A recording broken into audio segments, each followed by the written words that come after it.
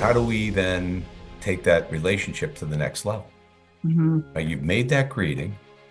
They're here for something. Ask them a question. And then shut your mouth. Listen. What advice would you give to people who do fall on the sword and need to get back up? Well, the first thing I would tell you is take ownership. You're going to be seen. Make sure you're helping. Again, being hospitable, right? Make sure you jump in, even though it's not your customer. Talk to them. Bring them, help them out. And he said the last thing you'd say, now listen to this. If you forget everything I told you, never avoid an opportunity to keep your mouth shut.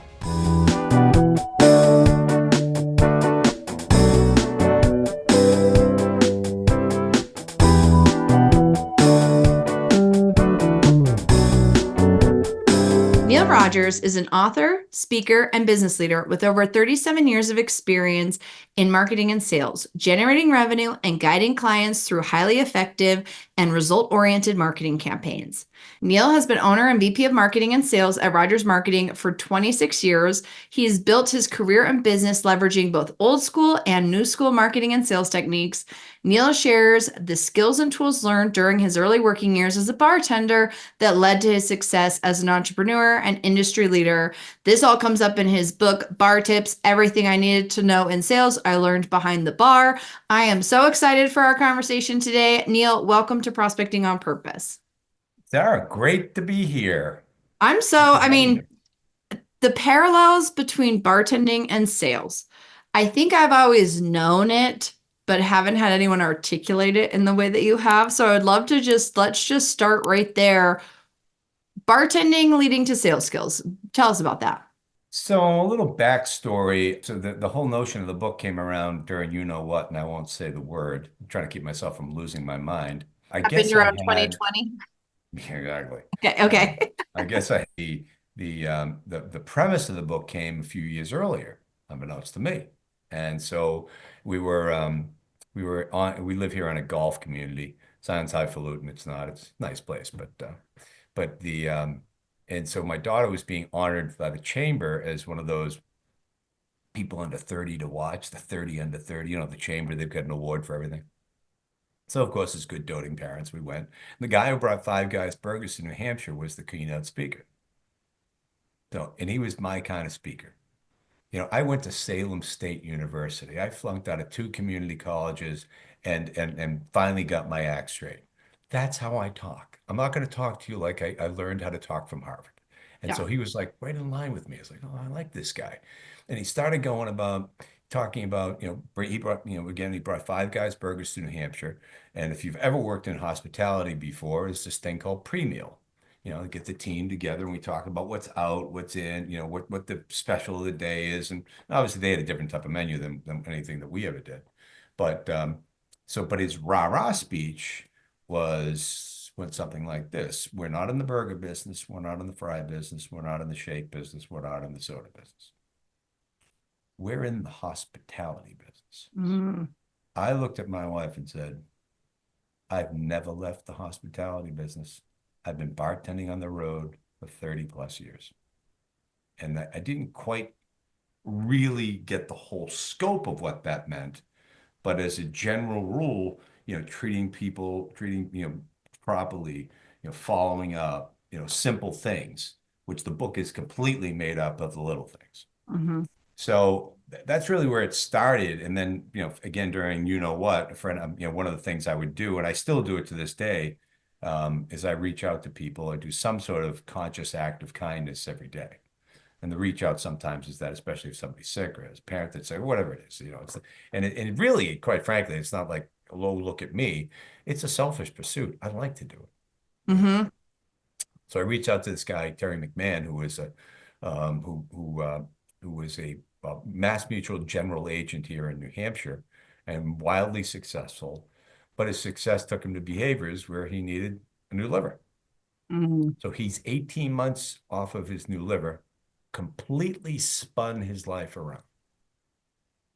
Wow. Where he talked, all this stuff. I knew he was a brilliant guy. It wasn't, but you couldn't get through it with the rest of it, the persona that was him, and then also the abuse. But he encouraged me, so you should write a book. So what the heck am I going to write down? What have I done?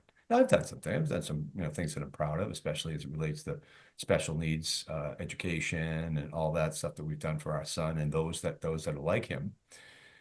But I said, you know what? And I started thinking about this thing, and I remembered that comment, thinking, you know what? We never left the hospitality business. And then I had done some research on that to find out how other people use hospitality in their business to engage their customers. Mhm. Hospitality like things. So the third chapter of the book is that. And then I just started brain dumping. And I started thinking of these things. So the chapters go the importance of a proper greeting. I mean, true proper greeting. A smile, a handshake, a hello. How are you doing today? I went into a store the other day and I feel like retail has lost this.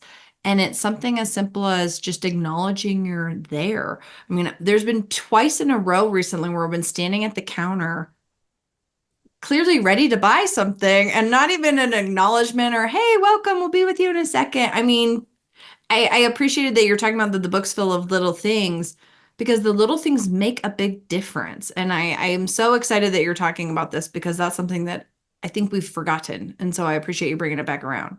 So again, as I go through these things, it's like, yeah, okay. And by the way, it's like everything that I do, the reason why I did it, so I remember to do it myself. Because Right. nobody, Sarah, bats 1,000. Yeah. That's a credo I take all the way across the board. So yeah, so that is something as simple as that. And it's a classic case. I mean, why aren't you just looking up out of your phone Hmm. to say, and here's the thing about it. If that's the type of work you're going to do as a teenager, as someone during college, whatever it may be, that's the fun of doing the work. Hmm. The connection Speaking to piece. people, helping them, solving their issue. Sarah's coming in for a new pair of jeans. Hmm. What cuts do they have these days? What do they look like? The way I always do it. The last time I went into, I think I actually went into Levi's. That wasn't the last time I bought jeans. I did buy Bonobos jeans, the last ones. But I walked in, I said, listen, I'm 65 years old. I'm in great shape, but I don't want to look 25. Don't want to look like I'm trying to look 25. What do you got for me? And she goes, oh, okay. And she brought me, and so it was perfect. So there's some hope. I mean, it's not, again, Oh, I totally agree. I totally yeah. agree. And So but the bar is kind of low right now. It's not that hard to stand out. it truly is. As a matter of fact, if you when we link in together, we linked in yet? I think so. Yeah. Okay. I did a video on it and then a blog post on this local store here in town called Alex Shoes. You walk Okay. through the door, you get greeted. You go to a department. What are you here for? Boom, boom, boom. Let me show you the good, the better, the best. And then, oh, let me fit you. They break out you know what that thing's called? Measuring tape? The measuring? It's called the Yeah. Brannock. The Brannick? Yeah, it was Oh, it was designed by, I forget the guy's first. I think it was Charles Brannock, Charles F. Brannock, oh and my he gosh. designed it. It took him years to design it, but it measures this way, that way, the whole 9 yards. And so they still use that. You can't get that on Amazon.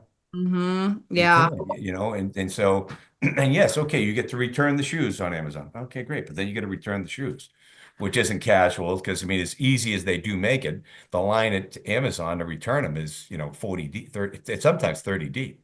I never have good luck with clothes or shoes on the internet. But But um, one of the things that you said was really interesting about, so first we will link what was the name of the store? Alex Shoes? Alex shoes. Alex Shoes. So I'll link it in the show notes for the episode if people want to watch the video or check it out. So formal greeting or a thoughtful, warm welcome was one of the first Warm steps. welcome. Warm welcome. Okay, check. We can do that. What's next? The next is okay. So now we're not even leaving chapter one yet, or the chapter one of the tips, right?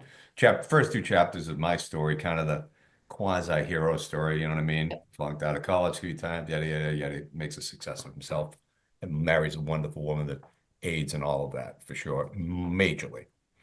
Um, but then how do we then take that relationship to the next level? Mhm. You've made that greeting. They're here for something. Ask them a question. And then shut your mouth. Listen.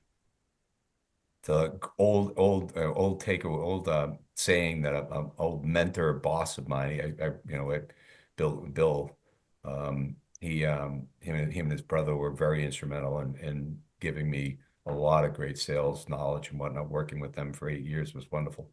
And but Bill had some great ones, and he even admitted that this one came from his dad, who was an attorney.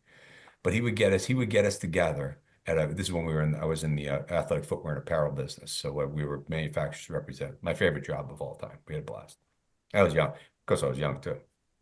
And so he'd get us all in, huddled up at a show. All right, everybody in. All right. All right, we got to cover up we 5 or 6 booths we got to cover. We got to be places. We got to be seen. Make sure you're helping. Again, being hospitable, right? Make sure you jump in, even though it's not your customer. Talk to them. Help them out.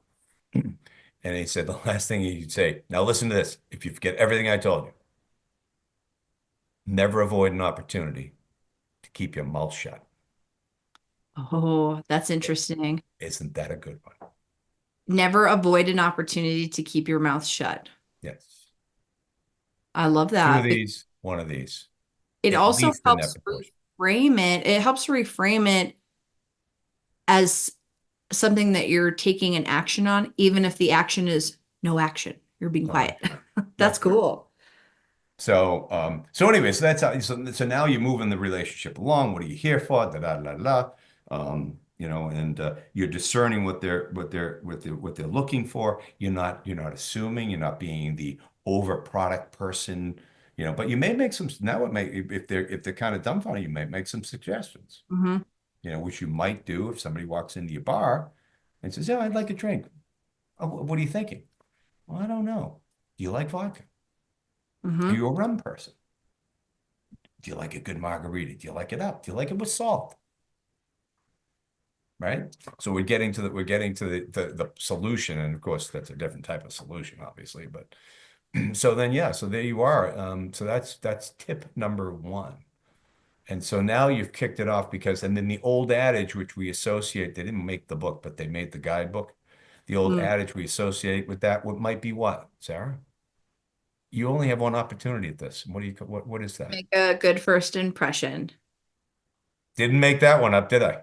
Yeah, but you know what? But it's so right because I think it applies to so many different areas. And I like that we're using some of the B2C examples or business to consumer examples because it translates so nicely to business. If you go to a restaurant and you sit down and no server comes to you, what are you going to do? Get up and leave, and you probably won't go to that restaurant again. So I really like the hospitality lens that you're using to look at that. What may I ask, what bar did you work at? So at 19 years old, I worked at a place called the Full Sail in White Horse Beach. And this is when I was kind of floundering, kind of flunked out and didn't know what I was going to do. And again, came from this 7th of 8 of this Irish Catholic family with love my parents, have no axe to grind. And my siblings were all in good shape. And let's just say I wasn't too coachable, right, Okay. at the time. And so I just didn't know what I was going to do. And so my first attempt at school was I'll just go to school. Well, Mhm. I had no vision, no passion, no anything. But I wound up working at a restaurant called I had been doing it all along, washing dishes. But then we get the bussing tables. Then I wound up being a bar back. And then I look at then I wound up, I'm watching the bartenders. And I looked at them and said, that's pretty cool. And Mhm. that was the only reason. It wasn't a career move. It wasn't this, maybe girls would like me better. I don't know. It was like, it was whatever. It was not about any type of progress, right? And it wound up being. So I decided I wanted to get a bar job. So the first bar job I got was this place called the Full Sail in White Horse Beach, Plymouth, Mass, which to this day my wife and I have a place there. And if you're of a certain age down there, I probably poured you a drink. I was gonna say 19 at the bar. Interesting. Well, it's so funny because I think about I've only really recently been connecting these dots together. My first job was at the Park Meadows Country Club in Park City, Utah. And I was 14 and I didn't like to babysit. And I asked my parents, if I got a job, would you drive me? And they said yes. And I'd usually catch a ride home with someone from the club who could drive because I was 14. But I just went in and I met the snack bar manager and I was talking about my work experience, which was volunteering with our golden retriever as like a therapy dog. And I take her with my mom to hospitals and I brought that up. Turns out this woman has a therapy dog too. So I get the job at 14. I worked there for 6 years. I loved that job. But it's funny because now in my business, I'm in the hospitality space, I'm in the luxury space. And I contribute a lot of those lessons learned at like silly 15-year-old Sarah schmoozing with Dr. So and so at the country Right. club. And it wasn't that hard because we're all just people. And I feel like bartending is a very similar aha realization of it doesn't matter who the other person is. You're both humans. I'm so grateful for that early job because I do think that that gave me a lot of little habits that I wasn't expecting. And now it's kind of making sense. Right. Yeah. So yeah, so that's kind of how it kicks off. And then, things like, when you're in sales, the next chapter is the most organized wins. Oh, I like that too. All right. So T is so now I moved. So later on, so that's 19. By the time I was like 23, I think, um, I was working at a place called Tia's in Boston. And that was a high-powered, really popular, you had to know your stuff type place to Mm, work. I mean, it was not for the faint of heart. You got on the bar on a Friday night at 4 o'clock and you did not stop till 1:30, mm, 2 o'clock in the morning. And so um and it was like an inquisition to get the job too. And but Tia's was set up perfectly. To this day, it was right here, these slanted racks to my right. It was Smirnoff, Absolute, Stoli. Next level was Dewar's, JB, and Cuddy Sock, scotches. Then it was whiskeys, next level down. mm, So we got to a point, and then of course you had the speed rack in front of you, and that was right there. To my left, there were the beer taps. And once again, to this day, we had a wine tap. That must mm. have been delicious stuff for the wine. And then it was Bass Ale, Heineken, Miller, and Miller Lite. And then we had Beck's Light and Dark in the back. But it was set up for success. We were prepared to take on all comers. Now, at some point, the first night we put four people behind the bar and one bar back. They now, and by the way, we lost. I'm not going to say we won. We didn't. We were overwhelmed. They have eight now, eight and three bar Wow. backs. Yeah. So and it's like so it's crazy. How And do you so translate the organization to sales? well, I mean, let's face it, but I always like to put it in perspective for the person. If you have a salesperson, your new insurance guy or gal shows up and their papers are all a mess and they forgot this and and then, oh, by the way, the next thing is time management skills. Mm, And they're 15 minutes late and oh, my dog ate my homework and blah, blah, blah, blah, blah, blah. It's not going well, and it's not really, giving you a lot of confidence in giving this person your business. So we talk about that as so how your station is set up is the same as how your computer is or how your slides are or your printed materials or your samples in your car if you sell by samples and are they back in the shoe days, are they laced properly? Are your clothes, are your apparel pieces, are they cleaned? Are they pressed? Do you look spit and polish? And oh, by the way, so it's about, it's also when you talk about when you combine org and time management, because by being organized, your time management opportunity gets better. And it's all getting around that gig to be what they call it Lombardi time, 15 minutes early is on time. hmm So you I get find this so interesting, Neil, because I'm having a little light bulbs go off right now. I think I've just been a naturally organized person with things like that. So it's never struck me as something to focus on. But for our listeners, I think this is something really compelling is the most organized wins. I love that quote that you just said because you are set up for success if you have your presentation's outlined, you know how to grab things quickly, especially on virtual selling because we're selling on Zoom more than ever. That can actually be a competitive edge. If you have your cheat sheet behind you, your laptop's not looking up at your chin, you're not looking at a second screen. I guess I never put it together that that is a hard skill that people need to work on. So I really appreciate you saying that. Yeah. So, and then it's if your time management, if you're organized and your time management is all geared around being early. Mm. Early, but early is, well, on time, which is 15 minutes early. So you're not my dog ate my homework. And by the way, I'll say this out loud. I'll say it, any type of any speech I give, any keynote, whatever, I go on the sword. Nobody bats 1,000. Mhm.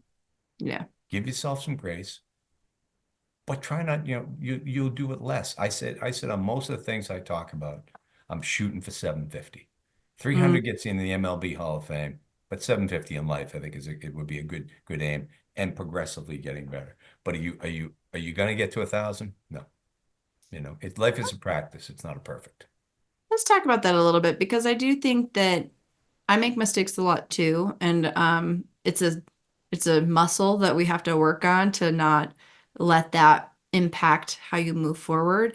What advice would you give to people who do fall on the sword and need to get back up? Well, the first thing I would tell you is take ownership of it. Mm, I'll give you a classic example. It's one from last week, and it involved, guess what? A podcast interview.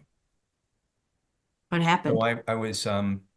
I was heading over to an appointment, probably about a half hour from here, and I was sitting at a place grabbing a sandwich. My son texts me, he goes, "Hey, Dad, you're supposed to be on a podcast." I said, "What are you talking about?" So I'm looking, I'm like, oh, and so I'm looking at, I'm looking on my phone, and then I see it there. Well, everybody, most people, I would say 80% of the people, 75% of the people use Zoom. Hmm. So, okay, Zoom's easy. But then there's Riverside, and then Hmm. there's something else. Sometimes it goes into the calendar. Sometimes they don't send them. Hmm. So sometimes, and then also sometimes there's an alert. Sometimes there isn't, right? So that crutch happens, right? So I'm sitting there, and so I'm like, so I try to get on my phone, which is not ideal, as you know, as a podcaster, it's not ideal. But I couldn't get on for some reason; it wouldn't accept. So I sent him an email. So listen, I'm trying to get on via phone. I hadn't yet gone on the sword yet, and so he said to my son. So Cam gave him my phone number, and he said, "Well, I'm not chasing somebody down that I've had an appointment with." So I'm He said sitting there, I'm that like going, or mentally? I'm looking at, I'm like going, you know what? He's right. He's right. And also, I actually went back to this computer because I was like going, oh, I hope I don't think Zoom has been loaded. Zoom hasn't been loaded onto this one yet. And I said, all right, I'm not going to do that again. I want to be here for Sarah as soon as I can, right? And so, And Neil was early, folks, so he showed up early. yeah. Walk the talk. So then what I did was, so he emailed me, said, hey, let's just reschedule. Hmm. So my response was, I said to him, Paul, thank you for your grace. I gave him the dog ate my homework excuses. And I said, and I actually called them, those are my dog ate my homework excuses. Hmm. The next line was, but I could have done better. Hmm. So could I have just blamed it on that and kind of stuck my chest out and well, too bad about you? No, no. It made me feel better to do that. The guy had set up a time for me and set it aside, and I felt bad about it. So also when you do that, you're less likely to make the mistake again. Hence, I'm Hmm. like panic stricken to make sure I'm up early for you, right? Thank you. Well, And take so that's what ownership. when you texted me, when you emailed, it's like, you called me, and I was like, why is Sarah calling me? So I called you back, and then I saw that you emailed me. I saw that you. If I declined, I have no idea how I declined Well, because sometimes when you decline a you were calendar, still. it doesn't put it on your calendar. So I just wanted to make sure. But no, then it was there. That's why a buddy of mine said to me last fall, I saw him, and he's really a tech guy, and he's made his money in software, cyber security sales and whatnot. And the notion of a driverless car comes up. I said, dude, two things I'm not going to do in my life. One, I'm not playing pickleball. And two, I'm never getting a driverless car. I just went in my first one the other day and it was weird. Keep going, but it And you was know why? why. Because sometimes the alert comes, sometimes the alert doesn't. Yeah. Word loads up fine this time. The Outlook is taking forever. I'm like going, Microsoft hasn't got it right yet. In Microsoft this, was down yesterday. Outlook wasn't working yesterday. Well, you know, that's okay. That's such a good point. The driverless car was way weird, and I don't know if I would do it again. We did stop for a woman and her baby stroller, though, crossing the street. So it was a trip. But I do appreciate because one of the things that, you know, if you're in the hospitality business, face to face is really important, even if it's Zoom face to face, but getting out and interacting with our clients in person and like breaking bread with our clients is really important. And I think that's what separates in some cases the elite from the average salesperson. And I think that hospitality lens really helps with this because so many people these days are trying to sell on LinkedIn message and Zoom and trying to sell via email and nobody just picks up the phone. And you know, sometimes it's not appropriate to call people, but I've been doing pretty, like, I just called you because I had 2 minutes and I was like, well, it might be faster to just call Neil and confirm we're on. But guess what, Neil? Now we have each other's cell phone numbers. You know, like it's a creative way to build that connection. And so I'd love to learn from you. What have you seen from like virtual sales land versus in person? What are some of the things that you can help support our audience if they're trying to well, sell virtually? I am old school. I mean, I don't mind a combo of things. I think you can work out details a Hmm. lot on email. You can have conversations like this, which is great. I think it's great. I still believe that one-on-one, in person is better. Um, and it becomes that's why I'm practicing my chops all the time Mm, in a mm, counter, any public setting, and a breakfast counter. I go to breakfast every weekend, every morning when I'm down in Plymouth. Not because I like eggs. I don't like eggs. I like the waitresses and I like to talk to the people there mm. because I get to converse. I get to ask a question and do what? Make a good first impression. Listen, listen. Listen, right? And actually that's one of the things I talk about in some of my talks is like, you can practice these things. Right. And so yeah, I mean, one of the things I'm doing and is I actually got tip certified. What does TIP stand for?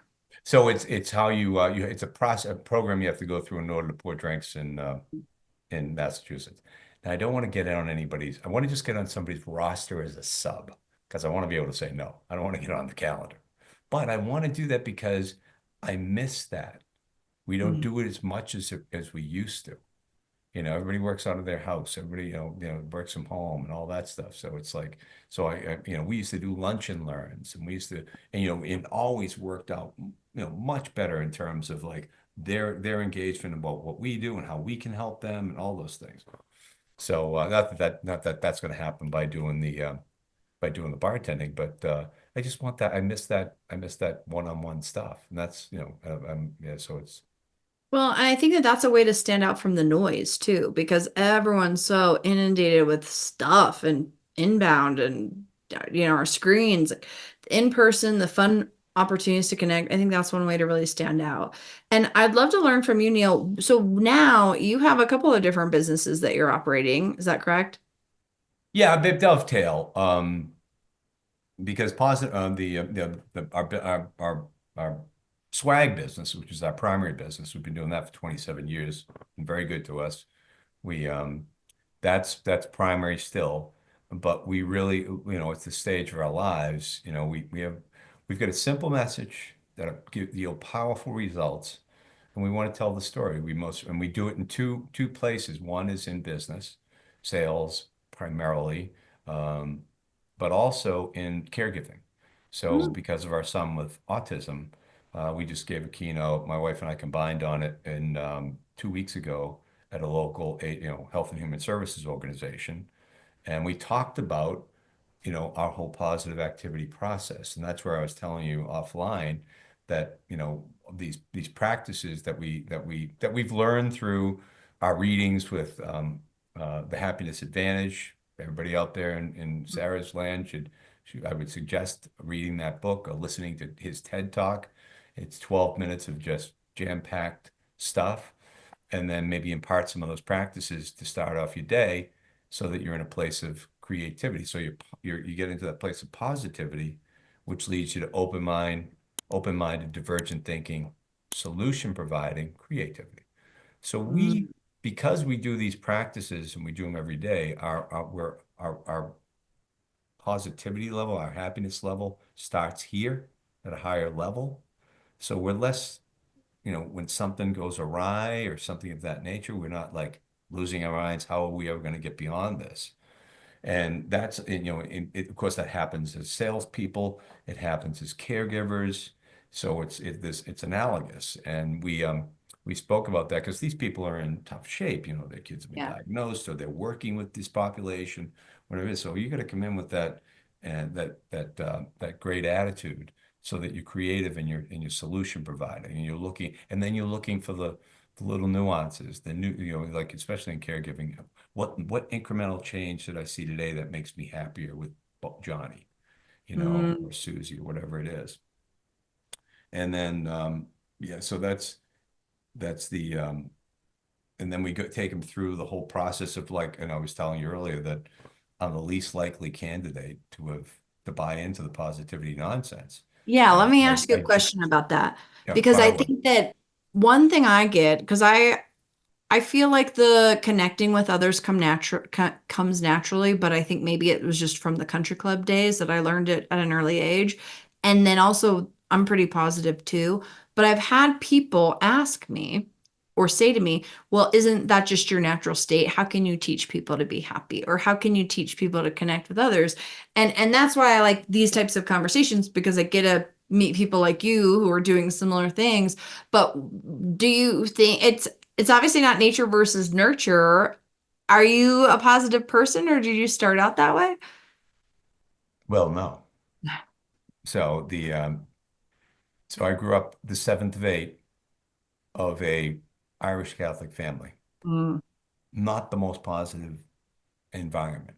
Love my parents, love my siblings. Don't have any actor ground, but it was just what is what it was. It was the time.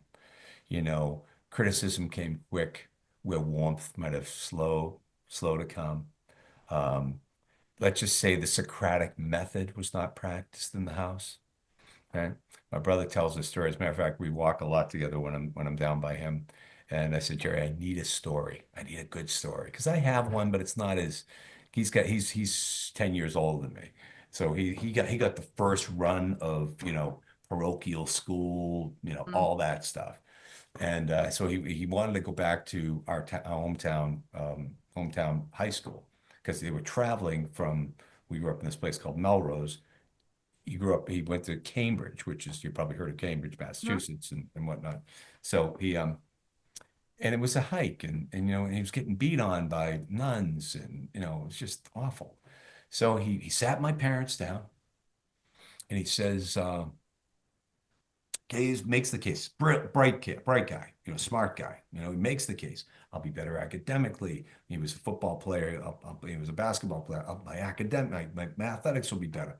All in all, I won't have to travel as much. I can do more homework, whatever it was. And what kind of something like this? No, Mm. that was it.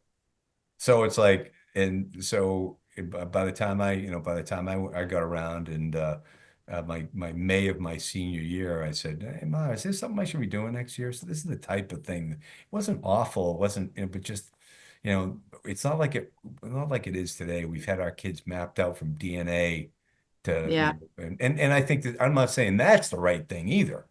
yeah, I think the hybrid of the two might be something, because but yeah, so that was, and so it wasn't really. So I got in, as I mentioned to you offline, I got into the hospitality business at like 14, 15 years old. And then I started working, and now I'm taking care of customers. And you can't be negative, yeah. So I started it there. I'm not saying it was 100%. And of course, as I mentioned earlier, nobody bats 1,000. So it's like, but then I started, once I figured that, once I got to the other side of the bartending, finished my college degree, started my first sales job, I would put stuff on my, like little stickies on my dashboard. Stay positive, stay out there, make another Mm, call.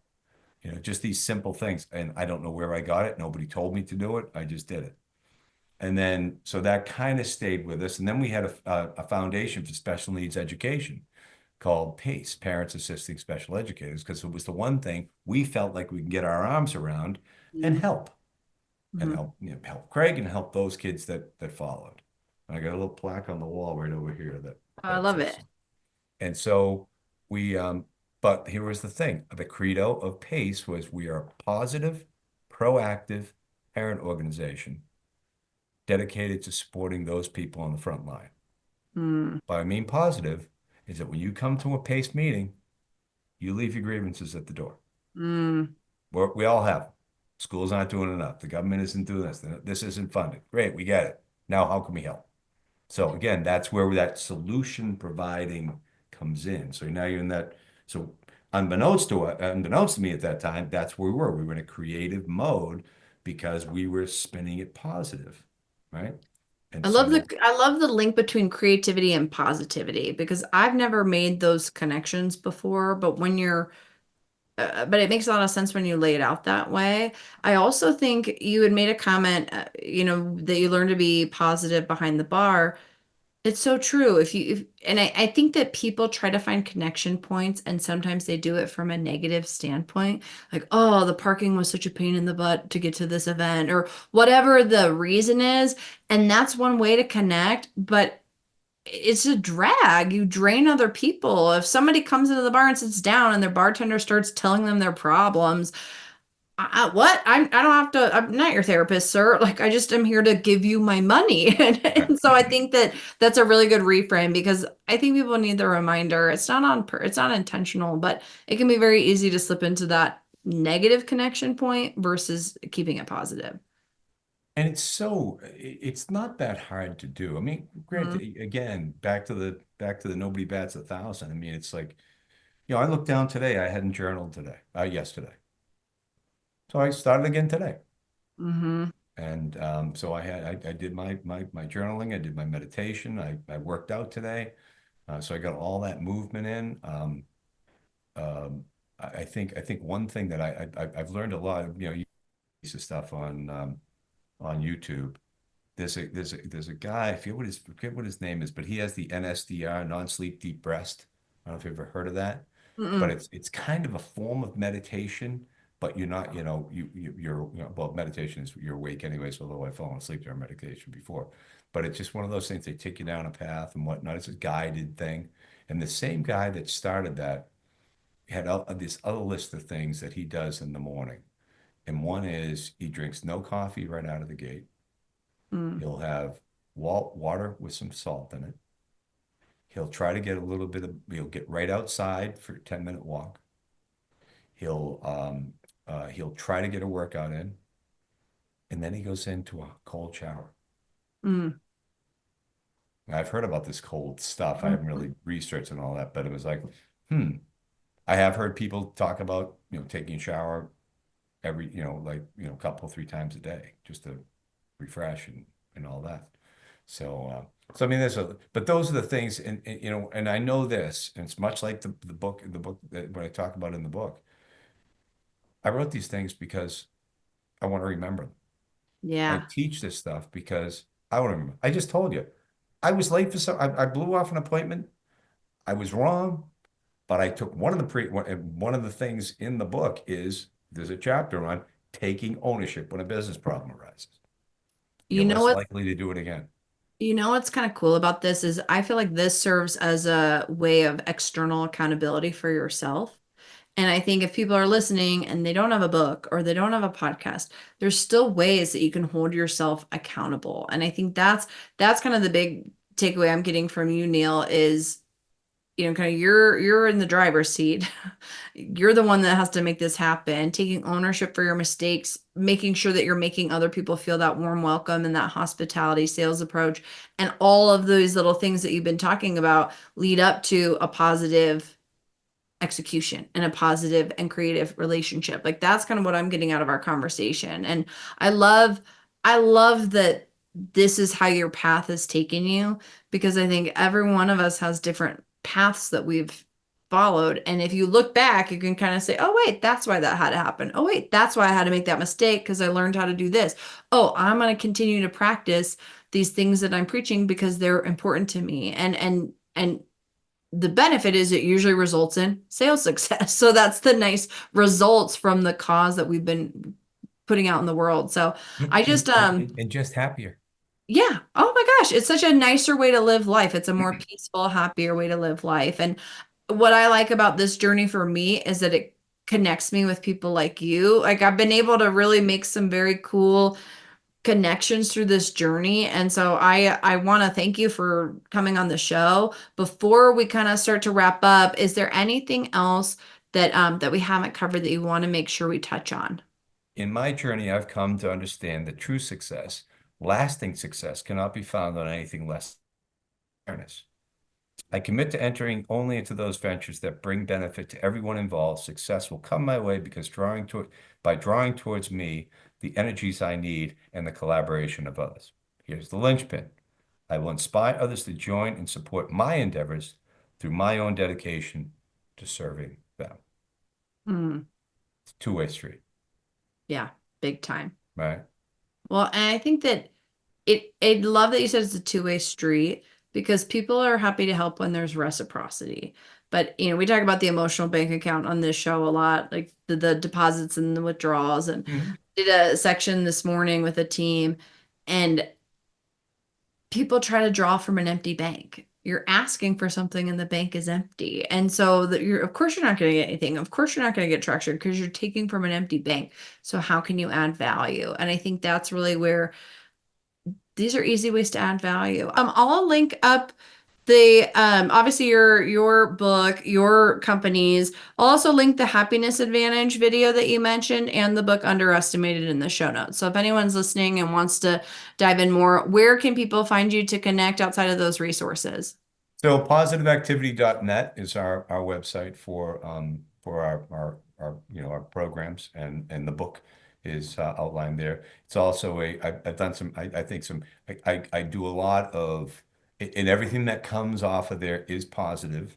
Mhm. You won't we'll never I'm gonna have private conversations about how somebody isn't serving me well, but Mhm. I will never do that through my what we call our blog is the Nourishing News. So it's usually associated with a quick little video. I talk about Alex Shoes on there.